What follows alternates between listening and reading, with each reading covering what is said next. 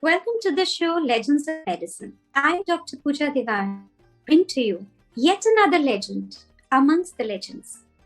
And this is Padma Bhushan Professor Dr.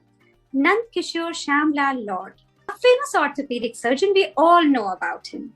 A philanthropist, a social service person, a B.C. Roy awardee. Welcome to the show, Dr. Laud. Namaskar, sir.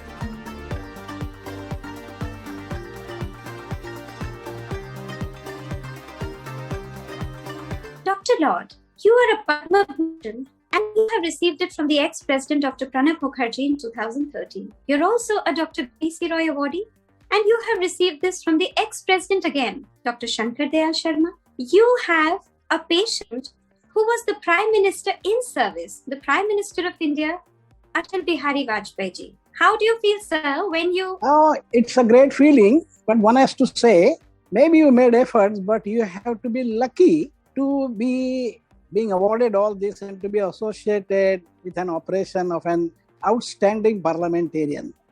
Absolutely, sir. Not just a parliamentarian, all three have been excellent regarded person. Parliamentarians. And I can tell you, he was a very different person. Mr. He never Vajpayee? showed off. And I personally feel it was my lifetime's experience to have been associated with him. And all the people whom I met, and I had the opportunity to treat them, meet them. One quality I saw in all of them, they were very humble. There was never a show off or anything. And one really feels a sense of achievement when you receive that award from them. Because not only they were intellectuals, but they showed a different type of awe in life. And you see, I was fortunate to have received that from Dr. Shankar Dayal Sharma. Then I have met Atal Bihari Vajpayee. And of course, Pranab Mukherjee, all of them were intellectual, astute parliamentarians. So I think maybe, I have done something in life or in my upbringing I did so that I had this opportunity of interacting with these people. Sir, it's absolutely different to be interacting, meeting the first citizen of the country, that is the president. But when they are all renowned parliamentarians and in fact statesmen of the world in their own rights. But besides this, sir, when you treat a prime minister and when you actually did his total knee replacement, did you really get butterflies in your stomach? Did you get any pressure? Did you feel different or he was yet another patient for you? No, I will tell you, I had to be true to myself. The primary operating surgeon was Dr. Ranawat from New York. Incidentally, right. Dr. Ranawat and me came from the same college from city of Indore. MGM Medical College. He was 4 years senior to me. And he used to come to Mumbai that time and operate on patients I used to look after.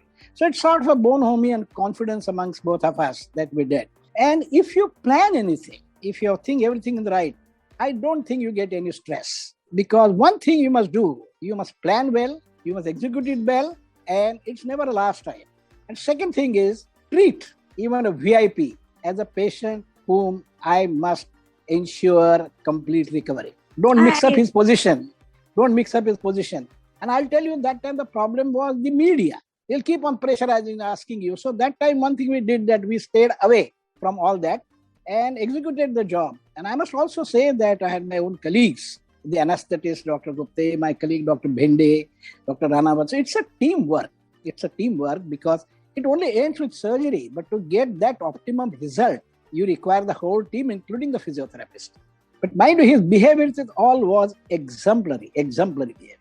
Sir, I agree with you that a patient has to be treated like a patient and one should not feel intimidated. And of course, the patient should also not intimidate. But rightly so, sir. But as I have read, as they say that Nandu had a friend called Chit, and that is Dr. Chitranjan Ranawat, and you joined hands and did the surgery together. But that apart, sir, can you tell me any good old tale of the times in Indore when he was your senior and you had any association with him?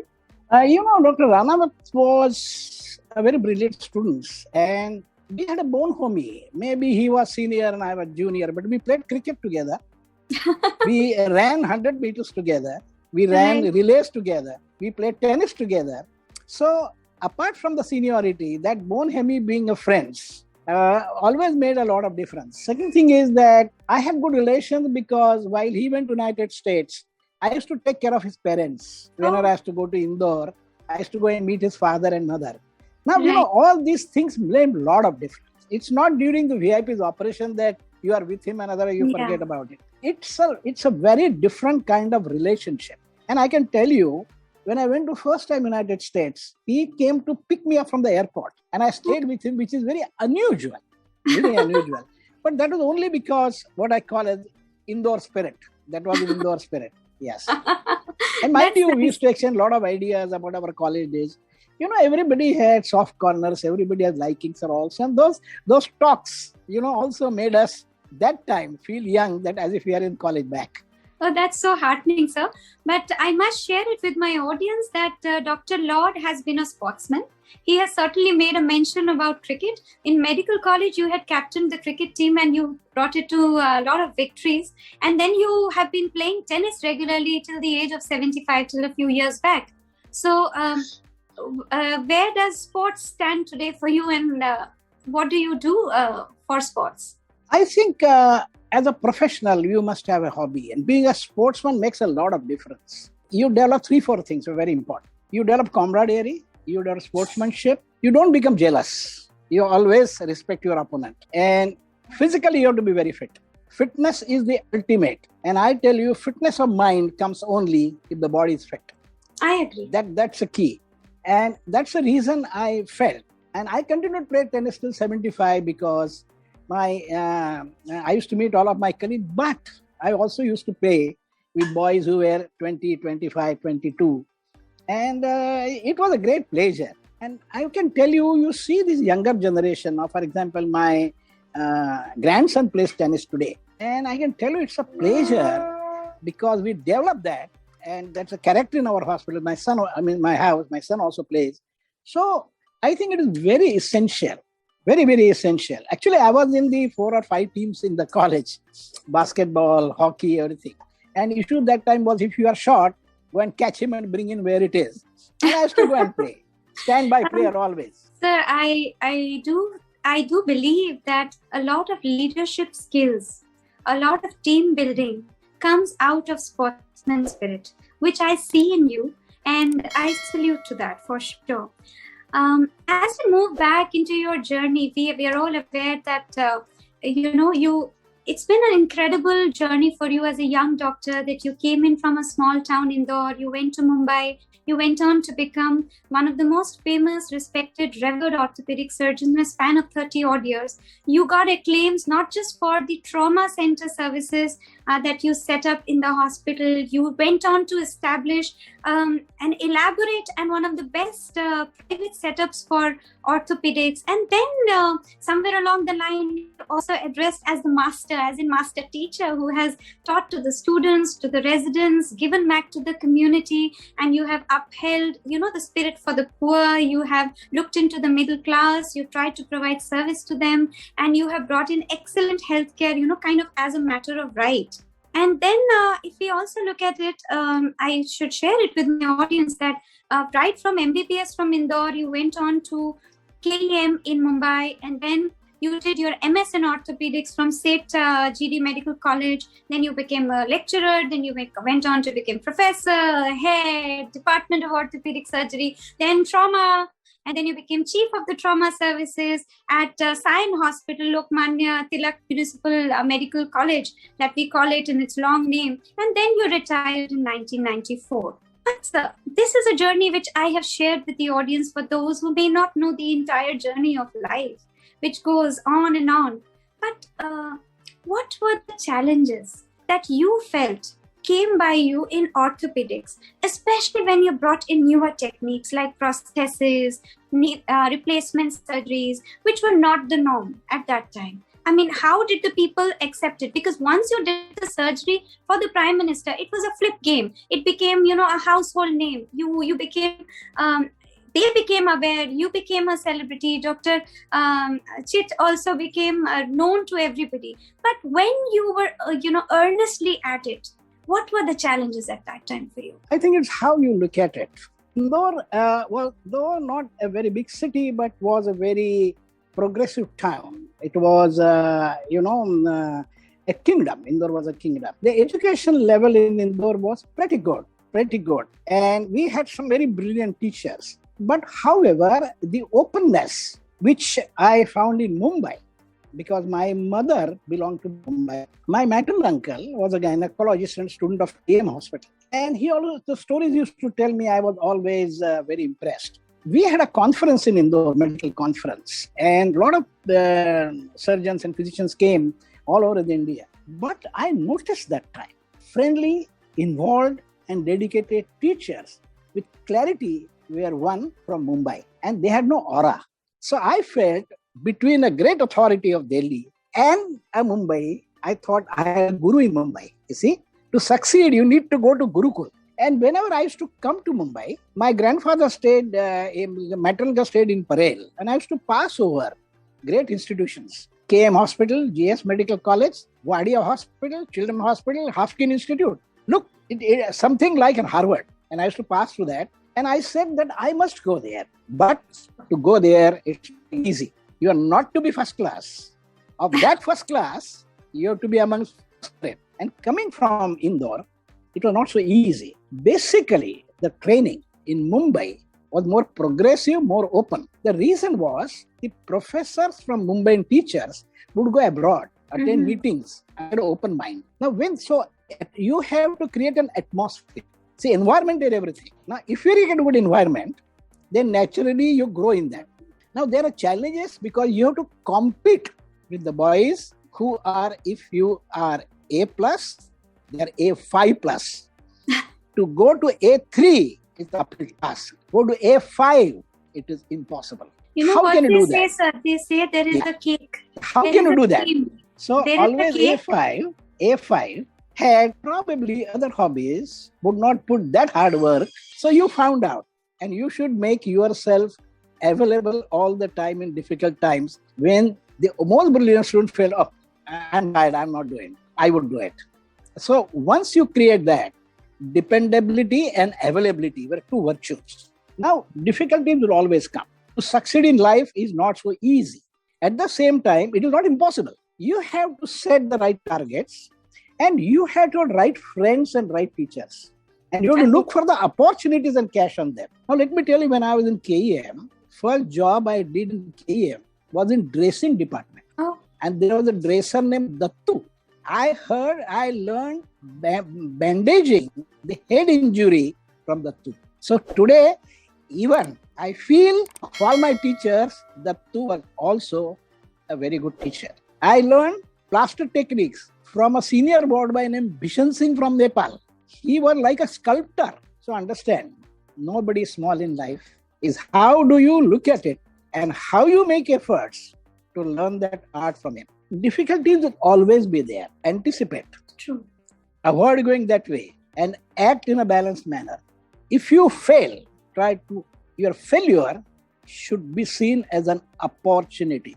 But if you take it to your heart, it will never work. True. My journey from Indore going on to KEM to SIAM was a journey of learning, journey of interacting with good people, journey of meeting teachers like Dr. Katrak, Dr. Talwalkar, Dr. Chaubal, who were very different people.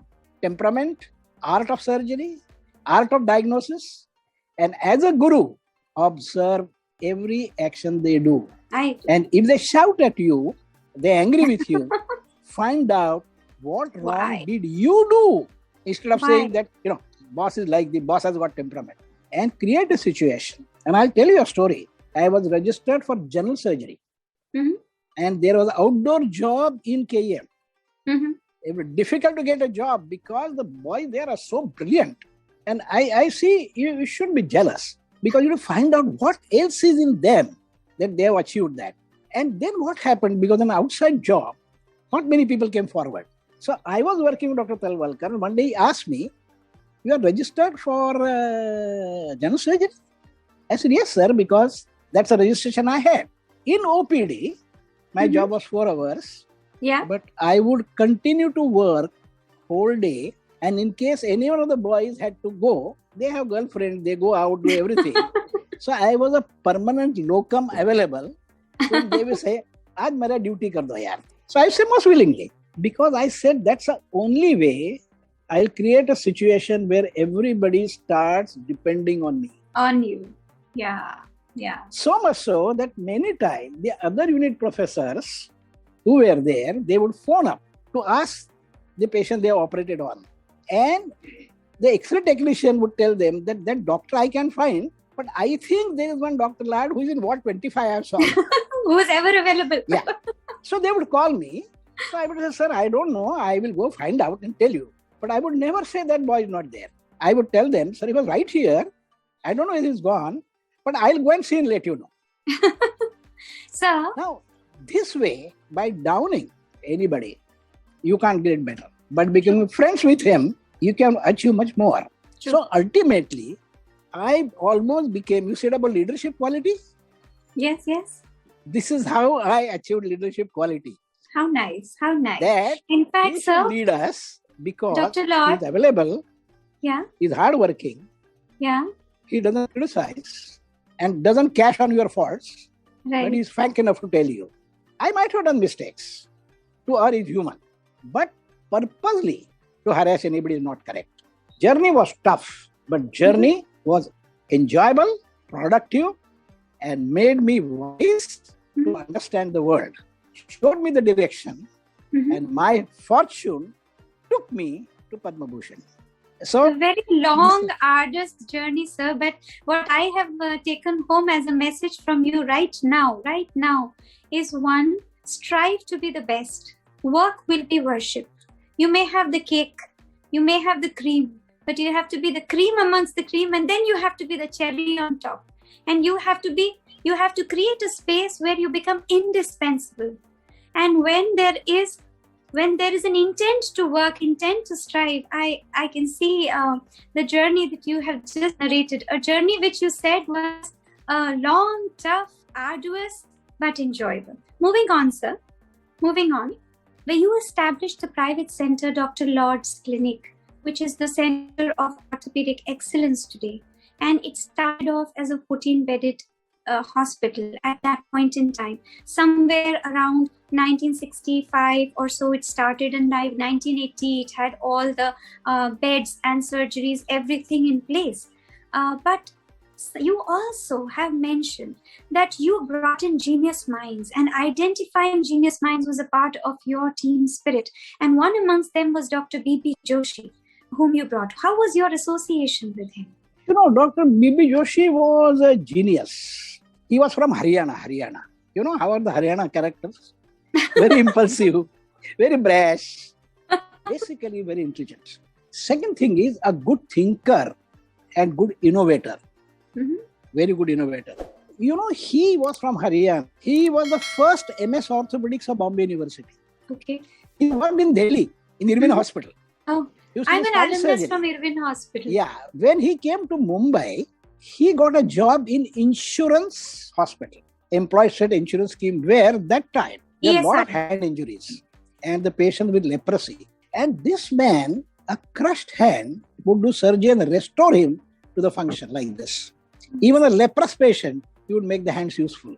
And while working, he started developing simple sprints through the rubber tubings. Instead of having sophisticated, expensive sprints, that you would cut the tube, and if the bend is like this, you would put the tube on like this, put the back straight. Simple things. Why? They were cost effective, but they were common articles which that sick patient who is not so educated, who is so disturbed mentally, is to accept it very easily. Mm-hmm. So adaptation to the environment, innovation were two ideas. So then I said, if I had to do hand surgery, he is my guru.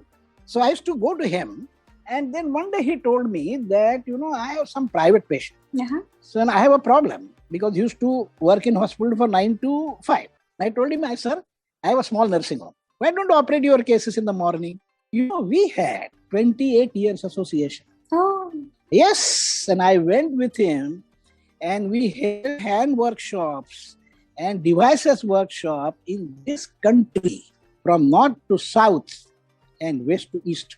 I went with him to Singapore, to Malaysia, and I could imagine that he was a Brahaspati. His problem was English.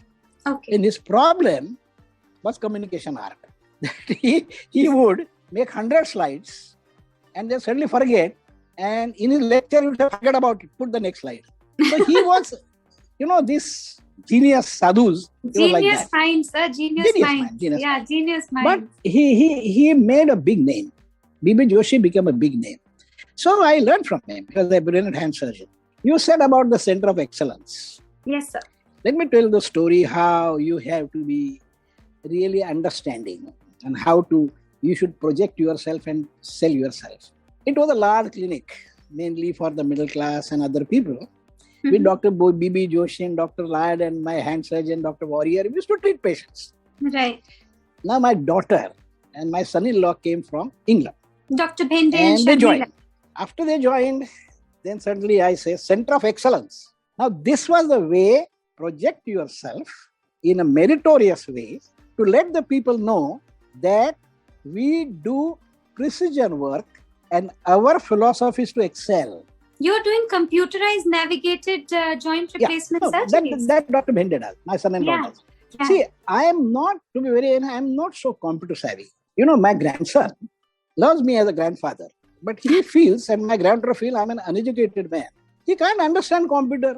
तो phone भी मेरे को आके पूछता है grandfather ये कैसा करना है. Sir, honest to you, Corona times, change is dynamic and life has to move on. But Corona times has increased the rapidity of change. And the most important thing that we have learned and which we would have imbibed at a slow pace is digital technology. So boon or bane, whether you say it's digital toxicity, but it's a bane that today I can interact with you across this platform. So adapting with this change may appear challenging, but you're right there with us, sir, on the virtual platform. So you are right there on the digital. You're right. I think we have to keep pace with the time. But let me also tell you, sometime on some issues, you have a mind block. Yep. Right? Yep. It's a nature. Now, I have learned quite a bit. And I can, for example, talk to you, attend webinars and everything. But I'm not that expert. If anything gets interrupted, then I have to search and seek for help. So you're so fond of your still don't mind learning. Huh? You're so fond of your grandchildren. I'm told you have 4 grandchildren. 2 of them are post MBBS and preparing for the NEET. And one of them is pursuing chartered accountancy. And one of them is in school. So do you see the 2 girls, your 2 granddaughters, joining with you in the center in due course of time? I am by pleasure, I am a billionaire. I have $4 billion. 2 granddaughters. 1 granddaughter is a chartered accountant. So I am not worried about the tax now. After 3 years, 4 years down the line, she will take the government for a ride. And my grandson. So I think, and what the pleasure is, that you see them grow. Not only see them grow, the affection they show you today, today it's not so easy. With your technology, your grandchildren tend to move away from you. Yes. Different ideas, they have different issues, right? They have their own friends. But to see them, let's have a dinner together. For example, sometime I met that grandfather, we are going to have Chinese today. I said, okay. Now I am not supposed to order because I'm uneducated. I am only supposed to pay. Then I tell that I think the best person is your grandmother who has hidden all the wealth. So you better take it out. So there is a division of labor. 2 will order, 2 will sanitize, they will serve. And then we are all of us supposed to eat. And I tell you, it's a rare pleasure. You don't have to be wealthy. You have to be lucky and happy. Yeah. And you cannot buy these pleasures. True. You cannot. In fact, for all grandparents, their grandchildren are the apples of their eyes. Absolute assets. And it's not that affection for your children as much as you nurture for your grandchildren. And it's a full cycle of life. And I'm so glad that you are fortunate to get that love and affection, and they are fortunate to get your umbrella of love, affection, blessings, achievement, and a sky to look up to. I totally agree. I'll move on to the next question, sir. I want to tell the audience that Dr. Laud is deeply associated with Sushruta Citizens Cooperative Hospital. Sushruta Citizens Cooperative Hospital in Shivaji Park at Mumbai. This was founded by Dr. Rana Deve, which you have actually revived back. And I want to tell the audience that this is a hospital which has a unique concept. And what Dr. Laud had in mind was to resurrect this hospital as a third force, as in it should be a citizens cooperative, it should have a doctor's congregation, and they wanted to give the best treatment to the patients, but they wanted to give the patients an affordable treatment. So they didn't want a compromise on quality for the sake of cost. So the target population is largely middle class or the lower middle class, and that is how it is. And we must compliment you, sir, that not just the one in Shivaji Park, but you also have started one in Vikhroli. Yes, that's correct. Yes, Could you share the entire feeling behind all this? You know, when I worked in Sion Hospital and we used to give free treatment to the patients, the question came to me, the treatment I am giving free, is it of quality and would ensure healing? My answer was no. If we are using heart, we'll give free, but we are not giving free adequate treatment. I was in Bridge Candy Hospital. It was a trust hospital. And I had my own nursing home. And that time it was very easy to buy a nursing home. But only thing I saw was rising cost. And I noticed that there is a section of people, middle class and lower middle class, who had a difficulty. And what was the difficulty? They could not go to general hospitals. They could not afford this. Second thing, I asked question to myself, whose problem is healthcare? Is it the government's problem? Is it the corporate's problem? Is it the trust problem? The problem of citizens.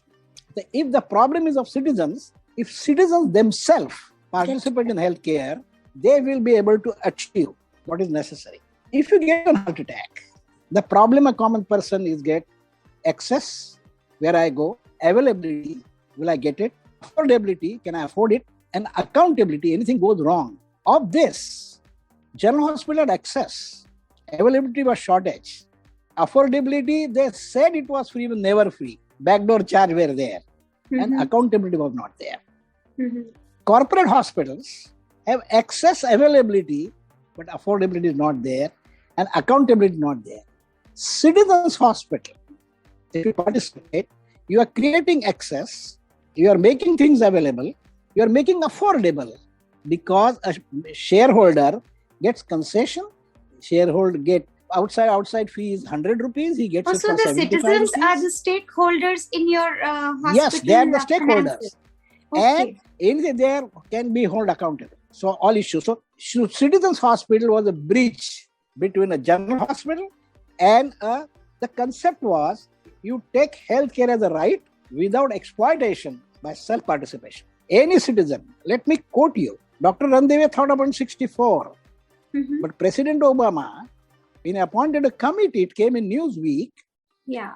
Committee said the ideal healthcare system will be one run as an NGO by participation of citizens on cooperative basis. 2008, the America in thought process was 44 years behind India. Right. Indians are great thinkers. Mind you, how number of people make a lot of difference. And you know what is the best example? Is LIC. Yeah. LIC. 1956, when LIC was started by Deshmukh, my grandfather told my father that this man is stupid. He's going to give us money after the death. So my grandfather said, no, if there is a premature death, you will get money. Every 10 years, you will get bonus. Today, the LIC is financial government of India. Understand the people's power. Today, we are talking about money power. And it's my feeling that money power cannot beat people's power.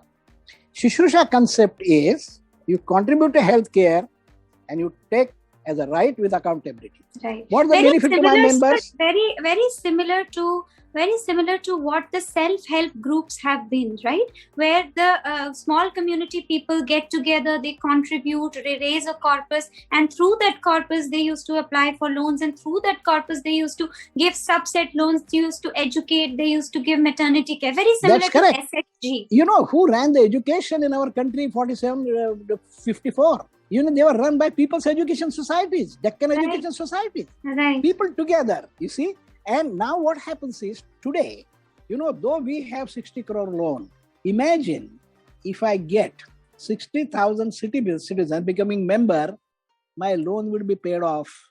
Right. But I'll be assured of clientele, and you can create Shushruksha in every city and every town. Sir, I think and this the concept today, yeah. the government of Maharashtra, government of India, Ministry of Agriculture has now said that they have allotted 10,000 crores for cooperative farming and cooperative hospitals. Because the hospitals are managed by the people, the hospital of the people, and the people by the people. Yes, sir. Future hospitals in India. And mind you, I still feel same thing must come in education. Otherwise, healthcare and education will be so expensive that middle class and lower class, middle class will not be able to afford, and that will be genesis of corruption. Sir, I think Shushruksha is an excellent way by which you are giving back to the society your way, and you are setting up an exemplary example. I'll move to the next question because the time is short. So I request you to, give me brief answers. Sir, I want to tell everybody that your center, Dr. Laud's Clinic, which is a renowned center for joint replacement and advanced orthopedics, today does at least 400 basic, primary, revision and advanced reconstruction surgeries. Sir is the founder of it. He's still active in it. And it also does over 500 cases of other specialties like hand, arthroscopy, spine, and complex trauma. And also, there has been a complete contrast in Dr. Laud's life, which has been from Shushruksha. It's also been work at Sion, where you worked in the trauma care, and it got recognized as a center for India of excellence in trauma care, where you became chief of trauma surgery. You were awarded the Dr. B.C. Roy Award in 1996. So how did you really upscale the trauma services so significantly that it made a national impact? I'll tell you, you get opportunities in life. There is a group known as AO International, Associate Orthopedics of Switzerland. Yes, sir. And they of course they have business proposition, but they are research people, and they used to start these trauma courses and everything. And I was in Sion Hospital, and Sion Hospital we used to operate with the normal tools. And when this group came first to Ahmedabad, and I had chance of meeting them, I invited them to Sion Hospital. And a group of them, Professor Willineger, Professor Weller, Professor Holtz, and Hermitian, they came to Sion Hospital. And mind you, I showed them our problems and our failures. Mm-hmm. And I also showed them, instead of hiding our complications, told them how can we get on this. I thought that they would criticize me. It went other way around. They asked me, how am I managing this? Yeah, I mean, in such limited resources, right? Despite of any technology, how could you get? Like Indians have that science of pulse. They learn by feeling and experience. I also showed them Dr. B. Joshi's work, which they could not imagine. So they thought that this group has innovative ideas.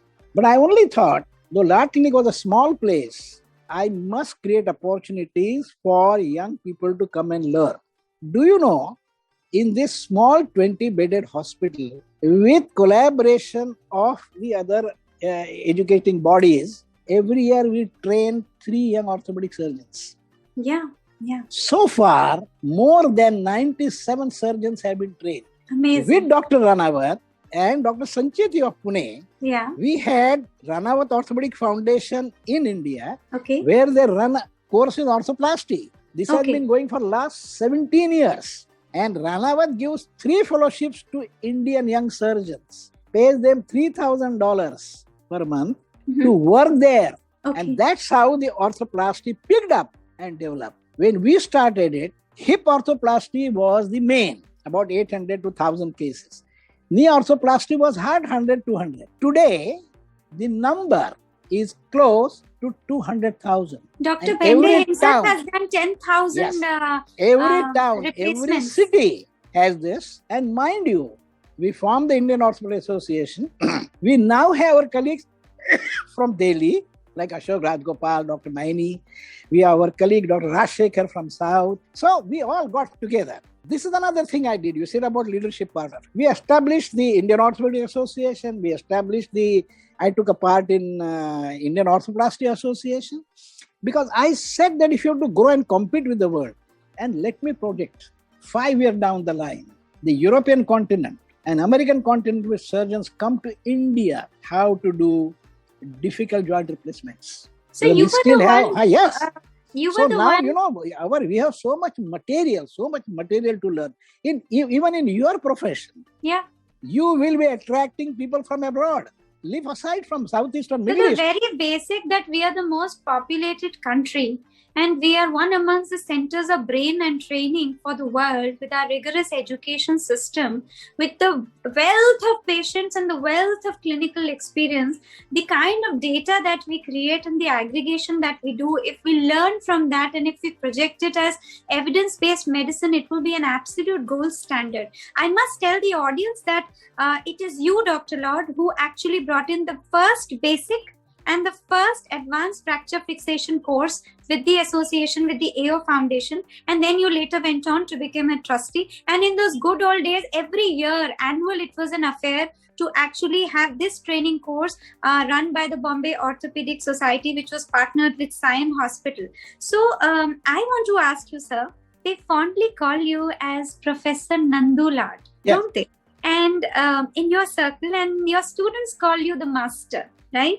And your students have also done phenomenally well. And of course, you even made a mention of those who have been trained in Laud Center, almost 100 odd of them. And you were well known in those good old days that in 7:30 a.m. everybody had to come for a class and the whole department had to be there. And even if you were operating before that in the morning in your own clinic, Laud Clinic, you would be the most punctual person.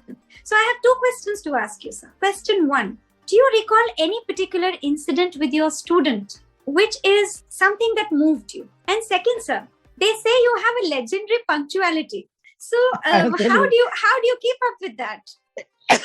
I think it is this I learned when I went to United States and in England. And I noticed, and in Germany, the professor would come at 6 a.m., would review the day's admission. Because once the residents start working, they have no time to acquire knowledge because they keep on working in wards. 7:30 a.m. they are fresh. They are more receptive. Because you have, as a guru, you have to give your gyan to him. I believe it's not the knowledge, it's application. So if I have to tell them application, I must do two things.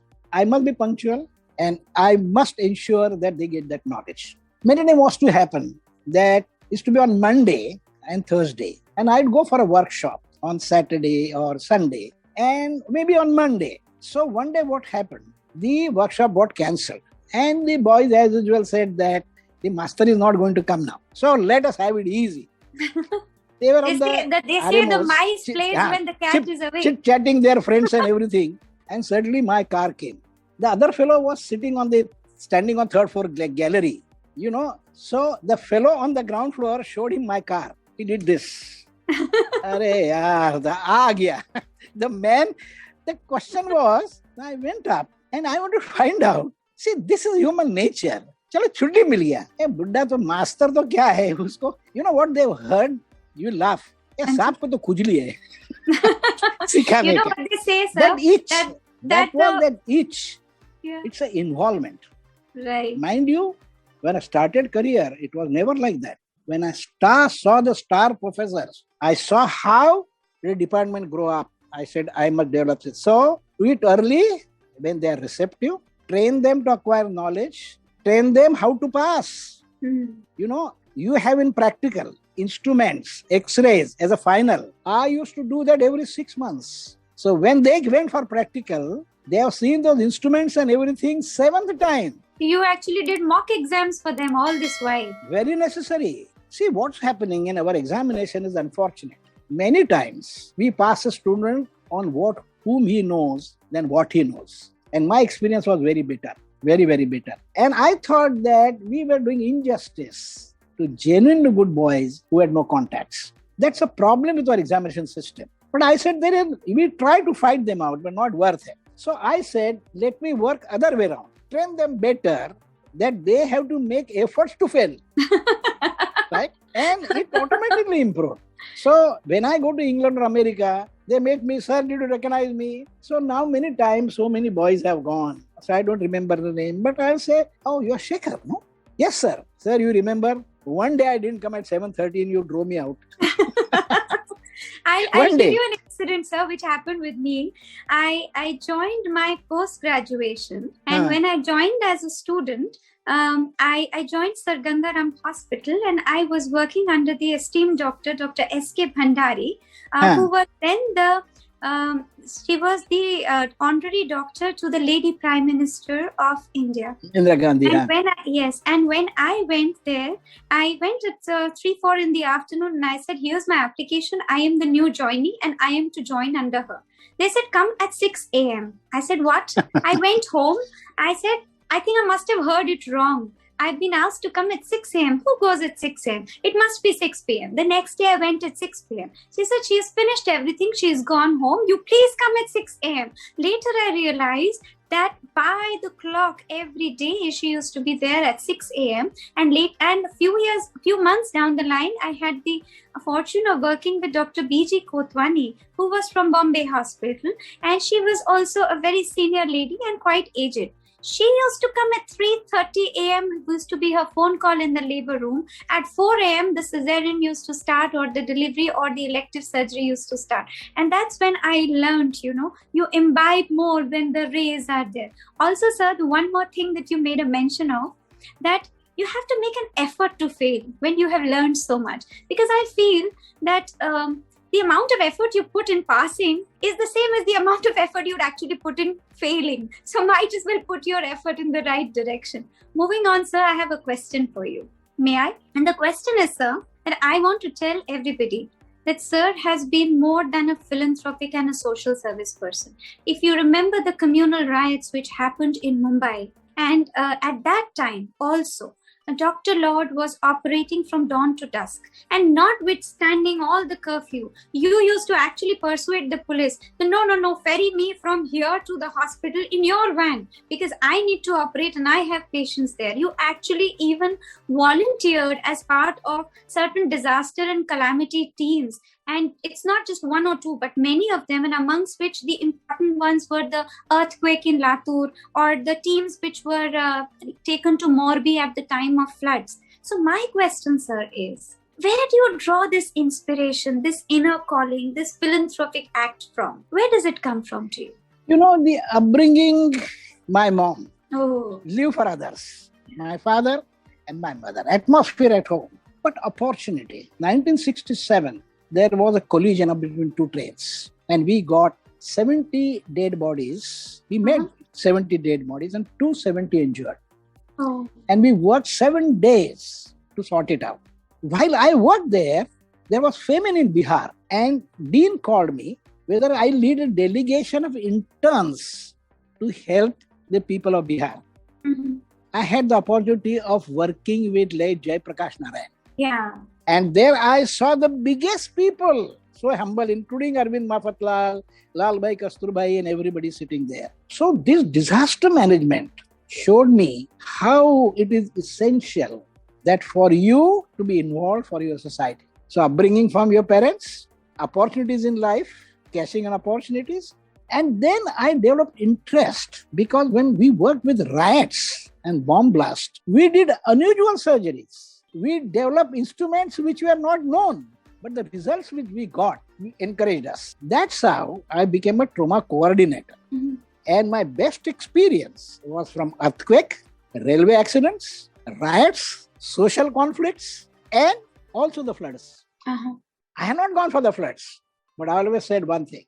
You have to help people, I am not a volunteer, but I'll do one thing. I'll pick up one family who has flood affected, and I'll write to that family that I will send you, tell me how much money you require to come out of this. I leave it to you, 1 year, 2 years, 3 years.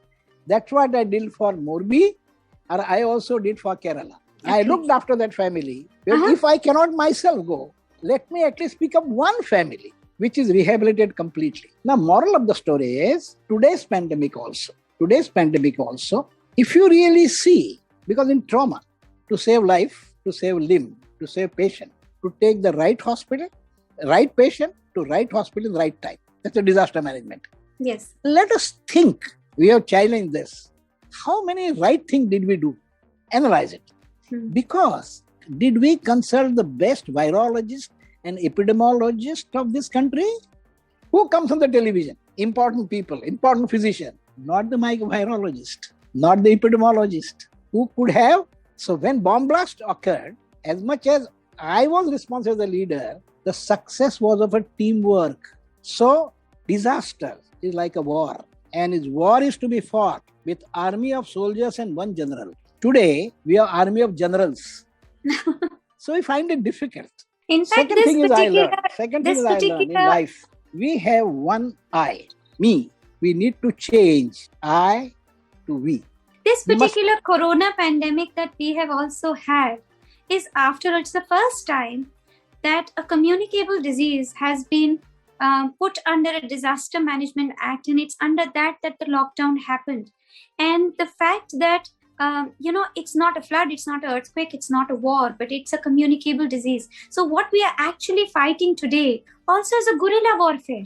We have known devils, we have unknown devils. So it's an unknown devil against whom we've been fighting. So it's a kind of guerrilla warfare where we are getting our armor and our armamentarium on board with the corona vaccine. Moving on, sir, our time is less. A couple of quick questions and then we will close the show. I will tell everybody that Dr. Laud has been instrumental in setting up the Indian Arthroplasty Association, IAA.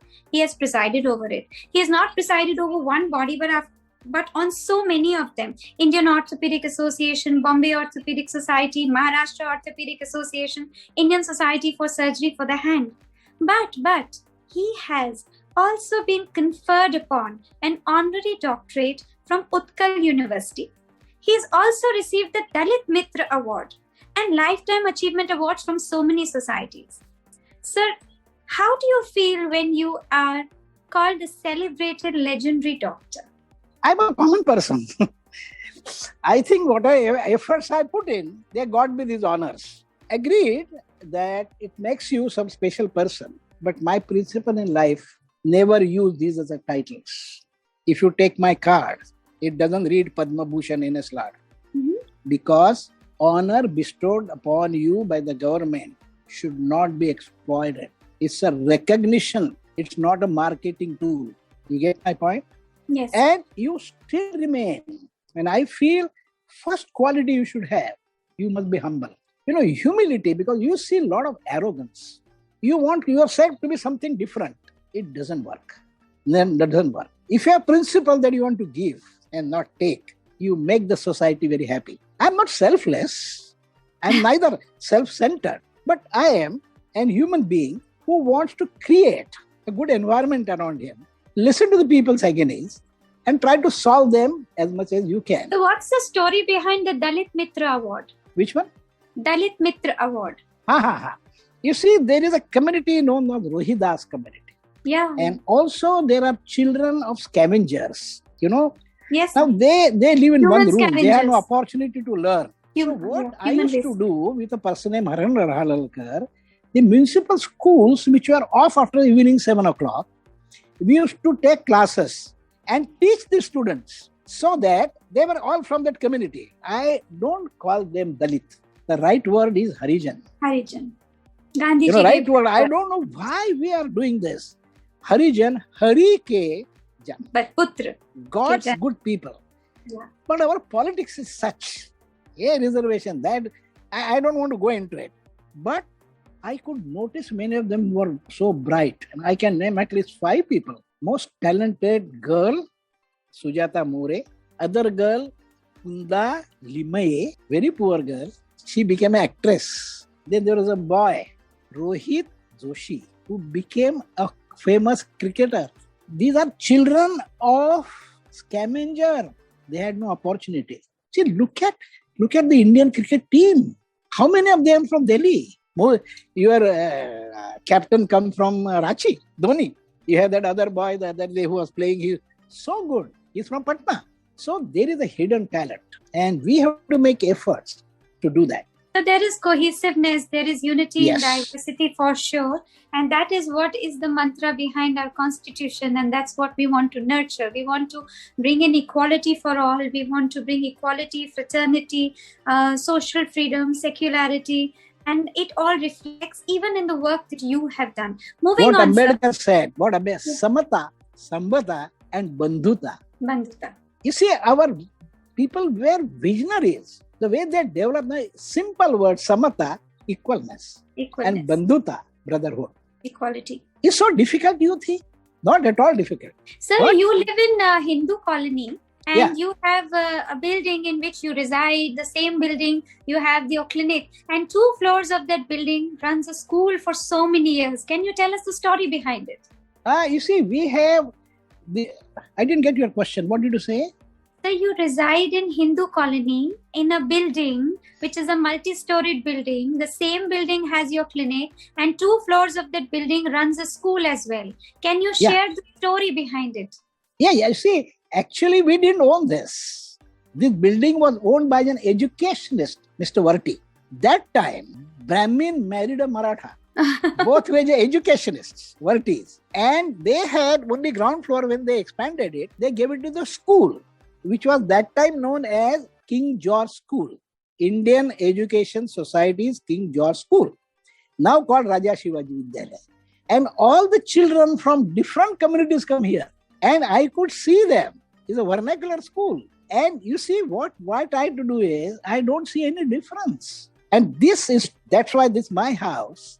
It's also known as Saraswati Nilayam. Oh, how My beautiful. mother's name was Saraswati. So, Saraswati Nilayam, where it learns. What is the name? There are a lot of things in the name. So, and Hindu colony is way back, before independence. Next to us is a Parsi colony. Because that time in Mumbai was an island when it came together. People said, various places, somewhere named after the leader, somewhere named after like Borden Road, Nepean Sea Road, Mahatma Gandhi Road. So colonies, Parsi stayed in Parsi colony. But that was not only Parsis, there are other people also. In Hindu colony, we have Parsis, we have some Christian families, we have rare Muslim families, we have Gujaratis, we have Kachis, we have Punjabis, we have everybody. So next question that I need to ask you before I close this session will be a question that will actually comes from my heart and the answer will also come from your heart. So do you believe in the power of God, don't you? You do meditate, you do reflect upon life, you do pray. And if you were to meet God today, what would you share with him? I believe in God. I am a God-fearing man. I believe in Vivekananda's definition of God. Who is God? Father, Mother, Matru Devo Bhava, Pitru Devo Bhava, Acharya Devo Bhava, Atithi Devo Bhava, right? Yes. But one entity which is at the back of your mind in your difficulties and is conspicuously absent during your pleasures. Find out such a person. He is God. Guru is God. But let me also tell you one big thing, success of my life. That is not only my parents, but my wife. You have to be singularly fortunate to have a life partner who is tolerant, who understands, who doesn't keep unachievable things, and who also has learned to live for others. What we call as Sahadharmacharini. Because I remember of raising a toast in a dinner in America when we are asked as to how are we in our organization, 107 professor from 97 countries, what brought you here? You know what I said? Peace at home. Unless you have peace at home, you cannot progress. True, sir. And I truly appreciate that you have given credit to 2 significant women in your life. You have saluted and done naman. जिसे कहते हैं नमन करना. आपने अपने माता जी को नमन किया. You saluted to her, you iconized her, you imbibed from her. And equally, as you said, your wife who's your Ardhangini, you have given her the credit for being your backbone, your pillar, your shadow, and your creditor. So, sir, I would like to now request our team to play a few slides which are slides of your achievement, please do that. Here we go. So this is Dr. Laud. FRCS, when I got the FRCS London, yes. Yes, so he has been conferred the Fellow of the Royal College. That was the BC Rai Award. Exactly, by Dr. Shankar Dayal Sharma. Yes. Our former president. This is the picture taken after second knee replacement of our ex-Prime Minister Atal Bihari Vajpayee. And you see some very eminent people here, Dr. Farooq Khudwadia, Dr. Gupte, Dr. Bhende, myself. Then, of course, the other staff of Breach Candy Hospital. President was of Prime Minister of a great praise for Breach Candy. Yes, sir. You worked in Breach Candy. You continue to also I worked in Breach Candy. Yes, sir. It's a good, excellent hospital. Yeah, this is the Padma Bhushan Award from Dr. Pranab Mukherjee. Sir. Yes.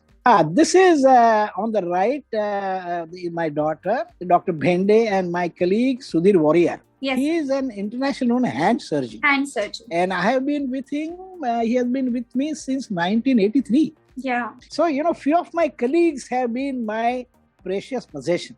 And, I'm very proud that they have done better than me. Oh, that's so humble of you, sir, to say all. They have done, no doubt about it. Yeah, and this is one you, of the things, your persona. This is you in your persona. This is your clinic, sir? Yeah, I used to have consultation like this is my clinic, that's my office. Those my recognition. I used to keep all the data. Right. I think this is the last slide. We close the slide. Sir, I'll ask you one last question. And the question is, they say that Dr. Laud does not like status quo at all. They've even remarked, you don't like status quo. Yeah. Yeah. And that you agree that life is a journey and that time is not static and change is constant. So here on today, after we have had a chat, where do you envision yourself in the years to come? I think I now look to the future of my grandchildren. I'm always involved in academic activities, and I want to tell my young colleagues that I'll not tell you what you should do, but I'll tell you what you should not do. Where I failed. Don't do it.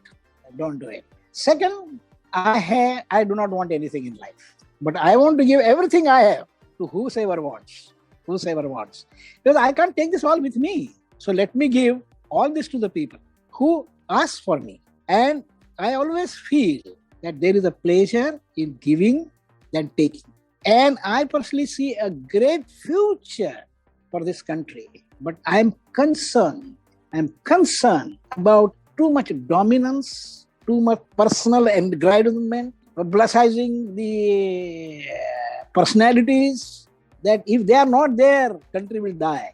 That never happens. So we should look at the country like a flower, right? Let it bloom, but respect the farmer who created that flower, right? So it's a creator, maybe a laborer, maybe a farm worker, maybe a scavenger. Give him his due place. I strongly believe it's not difficult to do so. And we should lead by example. Lead by example. And don't show off. Don't create an atmosphere that you are the great. And if you are not there, and second thing is, you don't live on somebody's failures. You live on your efforts. Yeah. You live on your actions and your contribution. Don't put a blame. We are going bad because somebody else did it. No. Leave aside that. How will I, in a given situation, try to do best? So I look to Corona pandemic as an opportunity to put the things right, not as a disaster. Let's look in this opportunity. How we'll get the family together? How we'll put their mindset together? And that doesn't come by police lathi charge. Yeah. Dr. Laud. So, Dr. Dewan, it was great meeting you. You are a great anchor. Thank you. And I'm very impressed. Oh, sometime I come to Delhi. Yes, I would like to meet you because I know that you are a granddaughter of a very celebrated person, Brigadier Kataria. You told me that. Yes. And I don't know whether I would have met him anytime, but I think I can see in you those great genes. And I wish you all the luck. I can tell you, you will succeed in life because you are not only a charming person, but you have a gift of God of talking and extracting things. This is important. How do you come to a good diagnosis? You have to extract things. So God bless you. Thank you and my so much, regards sir. and good wishes to you, Thank your you, sir. family. Thank And let you, me sir. thank the organizers who arranged this meeting to project me, because I least imagined this would come. But I have to appreciate them. And at this old age, I am 83 now. From where they found me out, I don't know. But they projected me through you to whomsoever. And I feel that they should pick up what I felt and also my suggestion where in difficulties I could come out. Thank you very much. Most Namaskar. welcome, sir. The audience today for sure, has understood two things about you. Service before self, converting challenges into opportunities, acknowledging learning failures, being upright, contributing to the society, and being above all, most humble, most down to earth. Thank you so much, sir. Thank you. It's a pleasure to meet you on this platform. With this, we come to the end of the show, and thank you for bestowing me so much blessings and showering me with compliments. Thank you. It shall be my endeavor to come and meet you in Mumbai. God bless. God bless. Thank you so much. God bless you. God bless you. Thank you so much, sir.